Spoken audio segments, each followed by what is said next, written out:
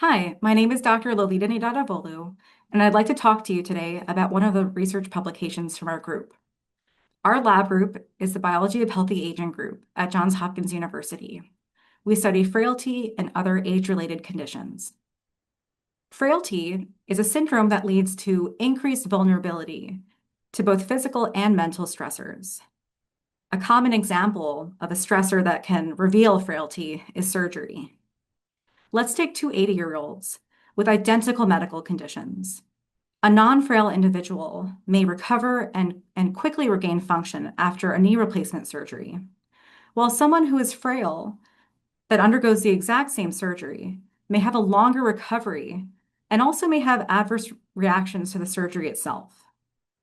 We also know that frailty is heterogeneous and that individuals can develop frailty as a consequence of different underlying health conditions. While we can identify frailty using a variety of clinical assessment tools, there is still much to learn about the changes at the cellular level that contribute to someone's risk of developing frailty. The paper that we published describes a method of identifying different subgroups of frail individuals based on a circulating marker of cell death called cell-free DNA, and characterizes different clinical measures that are associated with these different groups. Circulating cell-free DNA is released from dying cells and can also be actively secreted into the bloodstream. Our prior work has shown that older adults with higher levels of cell-free DNA have faster rates of developing frailty and memory impairment. In this study, we analyzed DNA methylation patterns on the circulating cell-free DNA, and this was used to identify the tissue that the cell-free DNA originally came from. We identified three major sources of cell-free DNA: immune cells, red blood cell progenitors, and cardiovascular-derived cells.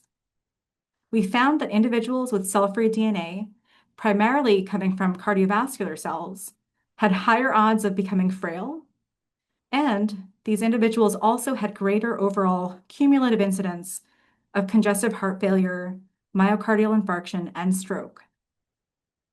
This study demonstrates that characterizing cell-free DNA tissue of origin can identify individuals that are more likely to develop frailty and that have higher rates of cardiovascular comorbidity.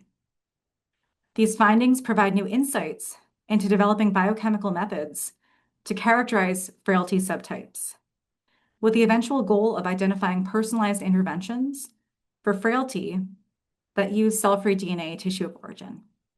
Thank you for listening.